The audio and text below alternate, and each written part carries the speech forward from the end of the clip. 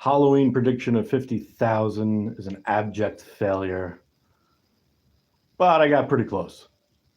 Shoot for the moon and you'll land among the stars. I am not ashamed of my performance in trying to get 50,000 subscribers by Halloween. I'll make a nice little joke about it on election day, saying that was exactly how I predicted it. I'm close enough to say that I'm close enough. Not close enough to say that I did it. That definitely didn't happen. My whole thing was that Halloween did not officially end until 8 a.m. Eastern Standard Time, because that is when everywhere on Earth would be done with the deadline. That's a thing. Capital E, lowercase o, capital everywhere on capital E, I guess. Everywhere on Earth is a thing. Halloween did not end until, I don't remember the names of the islands. There are two islands that are part of the 12 a.m. Time zone. They are not inhabited. They're atolls. Atolls. A-T-O-L-L. That is where the day officially ends for the entire Earth. I mean, that was an extreme thing to say, but it's just like when a specific day is over. Monday does not end until it ends on these two atolls that are in the Pacific. Anyway, I did not meet that deadline. I also did not meet the deadline that I said that if I had reached 49,501, I could say that you can round up. I did not do that. There's a beautiful aspect of this failure. It drew me in just close enough to try all the Halloween videos. And what have I learned? I've learned that if I do more of them, they will eventually get more views, which is what I've always been told. But I do feel like it's a combination, right? Yes, eventually you need to consistently put out consistent material, something that the people can expect. But you can't do that right off the bat. As much as everybody would love to believe that if you just release a 1 hour thing every week, it'll eventually work. Maybe, it might work in like 20, 25 years, but everybody's doing that. So it's probably not going to work the way that you want it to. And I've known that from the start. As much as, you have to create material, obviously. You have to do a lot. You have to compete. But doing one episode a week, one episode a day, it takes a while for that to stack up. So, my plan was to gather an audience. I always say that you can be putting on the best performance in the entire world, and if nobody's there to see it, it doesn't matter. I'd rather bomb in front of a crowd than be successful by myself. If I say the most hilarious thing in the entire world to nobody will react. If I say nothing, if I do the dead air thing like I did in the last live stream in front of people, there's a chance for a reaction. No audience equals no point in performing. Audience, then you can put on a show. It could be a bad show, but it's a show. If it's there, people can watch it. If you have an audience, people are more likely to watch it. So as I near the 50,000 mark in my cowboy hat, I will eventually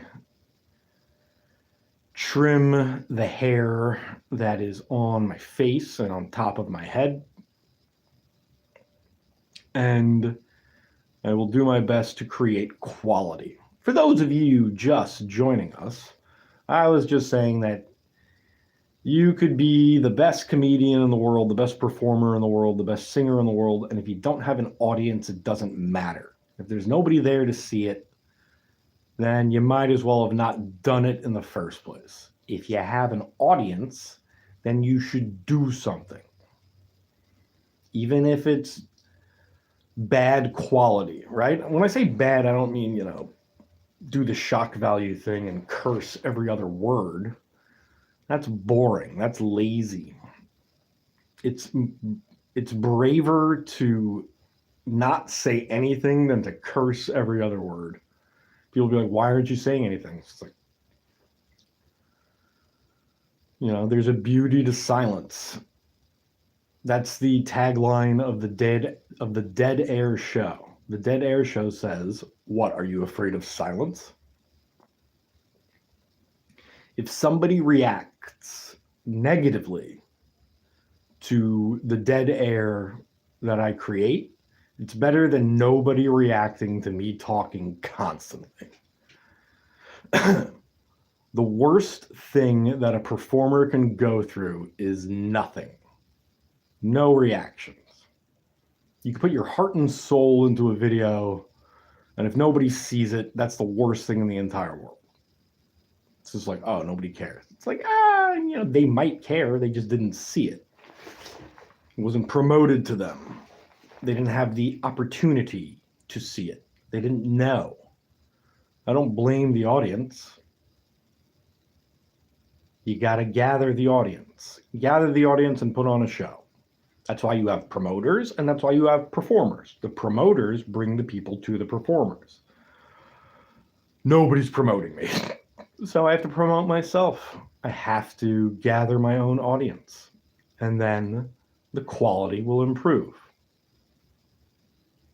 Probably gradually improve, but I think we've all noticed that there's been some improvement to this show. Or you haven't noticed at all because you haven't been consistently watching. And now you feel like it's time to consistently watch. Now that I approach the 50,000 subscriber mark, I will use that as a selling point. It's like, I have 50,000. So it's like, oh, wow. So, another insider's look at my perspective on everything. You can follow all the rules, but if you have no audience, it doesn't matter. You should still follow all the rules. Just gather an audience, and don't do it by cursing. Don't do it by doing stunts. Those are ceilings that you will hit very quickly. How much can you curse? Even if it's entertaining at first, eventually people are like, you said that before. Not cursing is way better, because then people will wait for me to accidentally drop a curse word. I am very calculated with everything I say, everything I think, believe it or not. I am quite a calculated fellow. I know how to choose my words carefully. I know how to pronounce what I want to pronounce. I know how to get an audience. You can't deny that. 50,000-ish subscribers. I'm close enough to say that I'm pretty much at 50,000. But I will celebrate obnoxiously when I hit it. Anyway, this has all been a lead up to the 10-minute mark when I get a prompt and I can make up my own little story of, Either me responding to the question that will come, or somebody else responding to me asking the question. So will there be a prompt? Oh, there is. The question is like to cook? Like to cook? If I ask that to somebody on this podcast, like to cook? It's like, where do you go with that? I am uninspired by that prompt. I can't even make fun of it. Like to cook?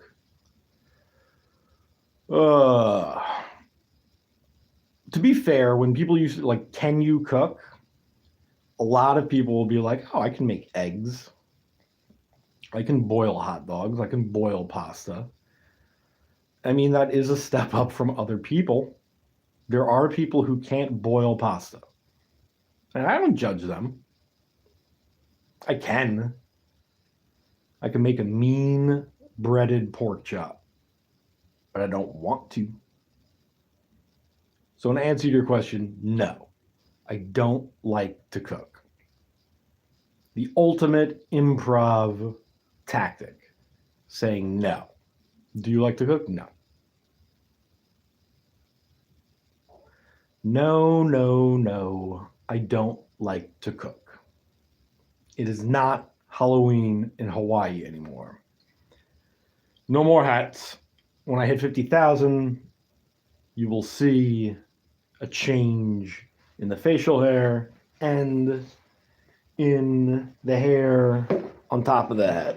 But until then, the hair stays. I've watched some clips of my live streams and the acoustics are terrible, but whatever. I don't care. I don't care. Because I'm still getting subscribers. I'm still on the verge of 50,000 subscribers. You probably are not. And if you are, congratulations. It's a wonderful feeling. If you're not, figure it out. Things have changed. The algorithm is ever evolving. It is the Borg.